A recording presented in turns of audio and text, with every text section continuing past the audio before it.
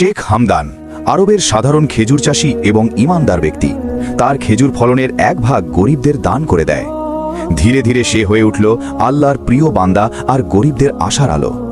কিন্তু প্রতিবেশী ধনী খেজুর চাষীরা, যারা মোটেও দান করত না, তারা তাকে হিংসায় করত এবং হুমকি দিত। তবুও হামদান থামেনি। এক বছর খেজুর বাগানে এলো প্রাচুর্যের ফলন, সব খেজুর চাষীদের মুখে হাসি। কিন্তু এক রাতে হঠাৎ নেমে এলো ভয়ঙ্কর এক ঝড়। সেই রাতে হামদান দাঁড়িয়েছিল তাহাজ্জুদের নামাজে। ঝড় দেখে ভয় পেয়ে গেল। খেজুর গাছগুলো মনে হয় ঝড়ে ভেঙে চুরমার হয়ে যাবে। ঝড় থেমে গেল, সকাল হলো। সব বাগান ধ্বংসস্তূপ হয়ে গেল।